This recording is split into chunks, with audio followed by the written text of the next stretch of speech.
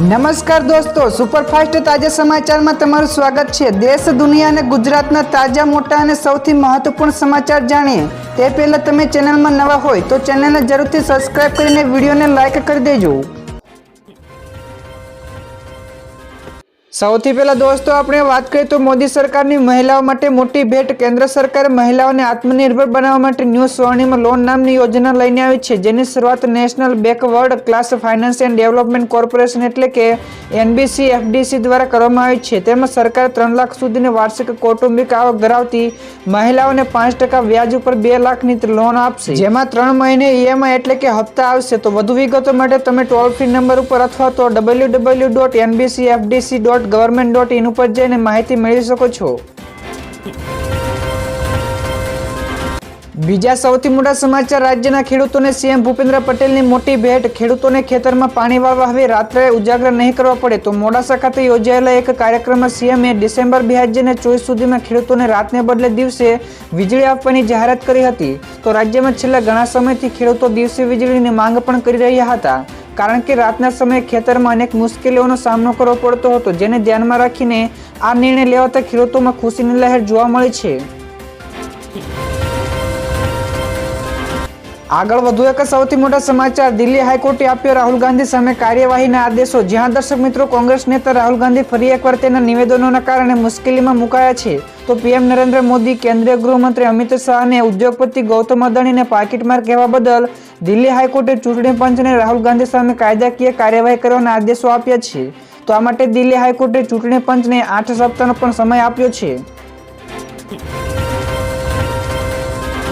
ફટાફટ દોસ્તો આગળના બીજા સમાચાર વિશે આપણે વાત કરીએ તો બેંગલુરુમાં ભારતનું સૌથી ઊંચું ક્રિસમસ ટ્રી બનાવવામાં આવશે। જ્યાં દર્શક મિત્રો 25 ડિસેમ્બરે ક્રિસમસનો તહેવાર છે, ત્યારે કર્ણાટકમાં બેંગલુરુમાં ક્રિસમસ પહેલા ભારતનું સૌથી ઊંચું ક્રિસમસ ટ્રી બનાવવામાં આવ્યું છે। તો કર્ણાટકમાં ક્રિસમસની જોરદાર તૈયારીઓ પણ ચાલી રહી છે। તો મહત્વનું છે કે ક્રિસમસ ઈસુ ખ્રિસ્તીના જન્મને યાદ કરવા માટે ઉજવવામાં આવે છે। તો ક્રિસમસ નામ માસ ઓફ ક્રાઇસ્ટ એટલે અથવા ઈસુ પરથી આવ્યું છે।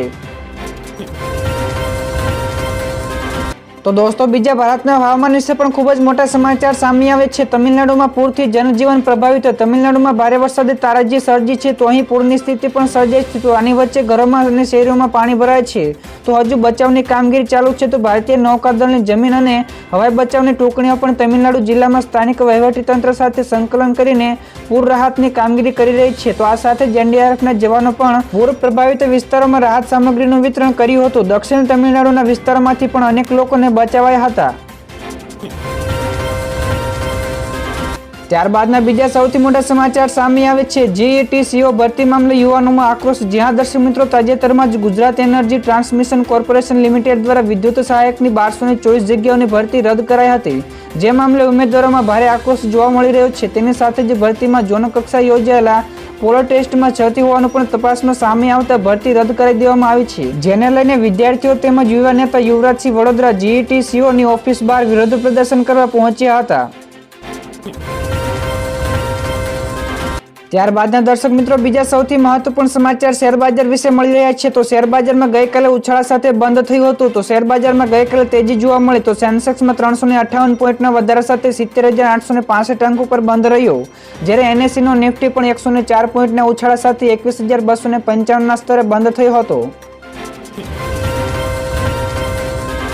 ત્યાર પછીના બીજા સૌથી અગત્યના સમાચાર, ગુજરાત ઉપર તોળાયું માવઠાનું સંકટ। રાજ્યમાં કડકડતી ઠંડી બાદ હવે માવઠાની આગાહીના પગલે જગતનો તાત ચિંતામાં બેઠો છે। તો રાજ્યમાં 23મી ડિસેમ્બર બાદ કમોસમી વરસાદની આગાહી કરાઈ છે। તો રાજ્યમાં ભારે ગાજવીજ સાથે કરા તેમજ અમુક જિલ્લાઓમાં ભારે વરસાદ પડવાની હવામાન વિભાગે આગાહી કરી છે। તો રાજ્યમાં ખાસ કરીને દરિયા કિનારે આવેલા જિલ્લાઓમાં કમોસમી વરસાદની ભીતિ સેવાઈ રહી છે। તો દર્શક મિત્રો, આજનું તમારા વિસ્તારનું વાતાવરણ કેવું છે ફટાફટ કોમેન્ટ કરીને અમને જણાવજો। ત્યાર પછીના બીજા સૌથી મોટા સમાચાર સામે આવે છે। રાજ્યમાં GST વિભાગની વ્યાપક તપાસ। GST વિભાગે સુરત, અમદાવાદ સહિતના શહેરોમાં વિવિધ 67 જેટલી પેઢીઓમાં તપાસ શરૂ કરી છે। તો અત્યાર સુધીમાં કુલ 37 નકલી પેઢીઓ મળી આવી છે।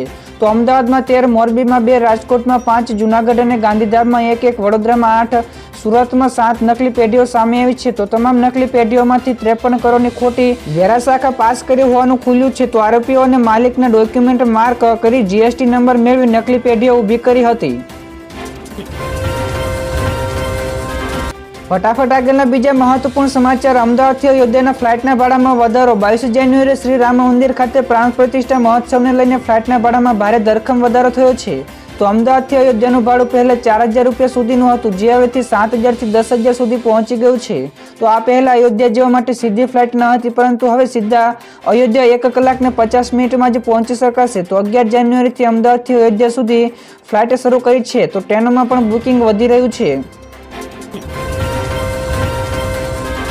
ત્યાર પછીના બીજા સૌથી અગત્યના સમાચાર. અમેરિકાનું મોટું નિવેદન કે ભારત સાથે ભાગીદારી મજબૂત. તો હાલ ભારત અને અમેરિકા વચ્ચેના સંબંધો મજબૂત થઈ રહ્યા છે, ત્યારે અમેરિકાએ કહ્યું કે ભારત સાથે અમારી ભાગીદારી વધુ મજબૂત બની છે.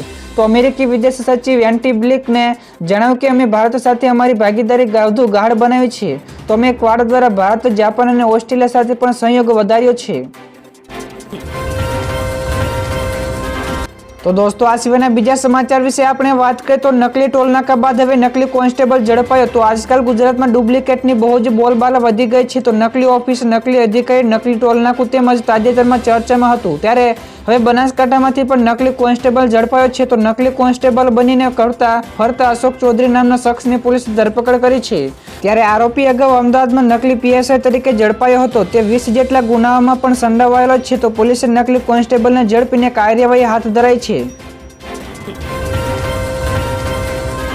ત્યાર પછીના દર્શક મિત્રો, આગળના બીજા સૌથી મહત્વપૂર્ણ સમાચાર. નીતિન ગડકરીનું મોટું નિવેદન. 5 વર્ષમાં ભારતનું રોડ ઇન્ફ્રાસ્ટ્રક્ચર યુએસએ જેવું હશે. જ્યાં દર્શક મિત્રો, રોડ અને ટ્રાન્સપોર્ટ મિનિસ્ટર નીતિન ગડકરીએ કહ્યું કે ભારતનું લક્ષ્ય આગામી 5 વર્ષમાં રોડ ઇન્ફ્રાસ્ટ્રક્ચરમાં અમેરિકાની બરોબરી કરવાનું છે. તેમણે કહ્યું કે કેન્દ્ર સરકાર મહાનગરોમાં ભીડ ઘટાડવા, મુસાફરીનો સમય ઘટાડવા અને માર્ગ અકસ્માત ઘટાડવા માટે કામ કરી રહી છે.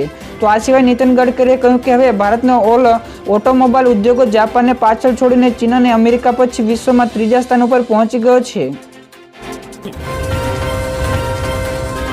તો દોસ્તો, આ સિવાય નીતિન ગડકરીએ કહ્યું કે જો ભારતમાં ડ્રાઈવરલેસ કારો આવશે તો 70 થી 80 લાખ ડ્રાઈવરો બેરોજગાર બનશે. તો આજકાલ વિદેશમાં નવી ટેકનોલોજીથી સજ્જ કાર માર્કેટોમાં આવી રહી છે.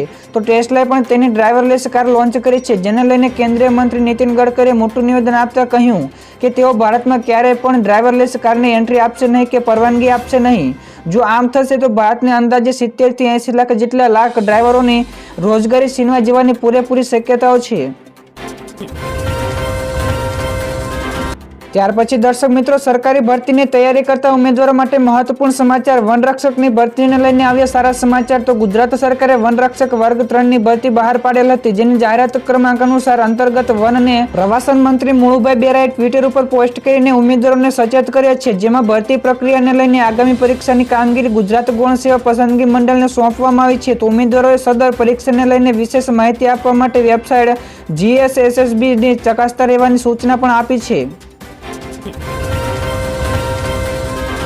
ફટાફટ દોસ્તો, આગળના બીજા સૌથી મોટા સમાચાર. રાજ્યસભામાં પસાર થયા 3 મહત્વના બિલ. તો રાજ્યસભામાં ગઈકાલે 3 ફોજદારી બિલ પસાર કરવામાં આવ્યા હતા, જેમાં ભારતીય ન્યાય સંહિતા એટલે દ્વિતીય 2023, ભારતીય નાગરિક સુરક્ષા દ્વિતીય 2023 અને ભારતીય પુરાવા દ્વિતીય બિલ 2023 સામેલ છે, જેમાં IPC, CRPC અને પુરાવા અધિનિયમનું સ્થાન લીધું છે. તો PM મોદીએ પણ ટ્વિટર ઉપર પોસ્ટ કરીને આ અંગે ખુશી વ્યક્ત કરી છે અને હવે આ બિલને રાષ્ટ્રપતિના હસ્તાક્ષર માટે મોકલવામાં આવશે. ત્યારબાદ તે કાયદાનું સ્વરૂપ લેશે. ત્યાર પછીના બીજા સૌથી અગત્યના સમાચારની વિશે દોસ્તો આપણે વાત કરીએ તો કોરોનાને લઈને રાજ્ય સરકાર એલર્ટ મોડમાં. તો કોરોનાનો નવો વેરિયન્ટ JN1 ને લઈને રાજ્ય સરકાર એલર્ટ થઈ ગઈ છે. તો રાજ્ય સરકારે સિવિલ હોસ્પિટલ અમદાવાદને 300 જેટલા ICU બેડની વ્યવસ્થા કરવા અધિકારીઓને સૂચના આપી છે. તેમજ સિવિલ તરફથી પણ કોરોનાને પહોંચી વળવા માટે આગવી ચેતવણી તૈયારીના ભાગરૂપે 20,000 લીટરની 2 ઓક્સિજન ટેન્ક, 500 વેન્ટિલેટર જેટલા બેડ તેમજ 5,300 લીટર પ્રતિ મિનિટ ઉત્પાદન કરી શકે તેવા 7 ઓક્સિજન પ્લાન્ટને તૈયાર કરવા માટેની સૂચના અપાઈ છે. ઝડપથી દોસ્તો આગળ ઇઝરાયલ અને હમાસ યુદ્ધના મોટા સમાચાર મળ્યા છે. તો યુદ્ધ વિરામ કરવા તૈયાર નથી હમાસ. તો ઇઝરાયલ અને હમાસ વચ્ચે યુદ્ધમાં અત્યાર સુધીમાં 20,000 થી વધુ લોકોના મોત થયા છે. જોકે હમાસ હજુ પણ યુદ્ધ વિરામની શરતો માનવા તૈયાર નથી. તો ઇઝરાયલે 40 બંધકોને મુક્ત કરવાના બદલામાં 7 દિવસના યુદ્ધ વિરામનો પ્રસ્તાવ મૂક્યો હતો, જેને હમાસે નકારી દીધો છે. તો એક તરફ હમાસ પાકિસ્તાનના માધ્યમથી ઇઝરાયલને પરમાણુ ધમકી પણ આપીને યુદ્ધ બંધ કરવાની અપીલ કરી રહ્યું છે, તો અને બીજી તરફ પોતે પણ ખુદ યુદ્ધ વિરામ કરવા માટે તૈયાર નથી.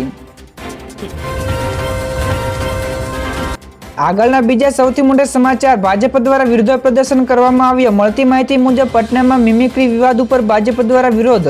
બિહારના પટનામાં મિમિક્રી વિવાદને લઈને બીજેપી નેતાઓ અને ટીએમસીના સાંસદ કલ્યાણ બેનર્જી અને કોંગ્રેસ સાંસદ રાહુલ ગાંધી વિરુદ્ધ વિરોધ મોરચો કાઢી હતી. તો આ વિરોધમાં પ્રદેશ ભાજપ અધ્યક્ષ સમ્રાટ ચૌધરી પણ જોડાયા હતા.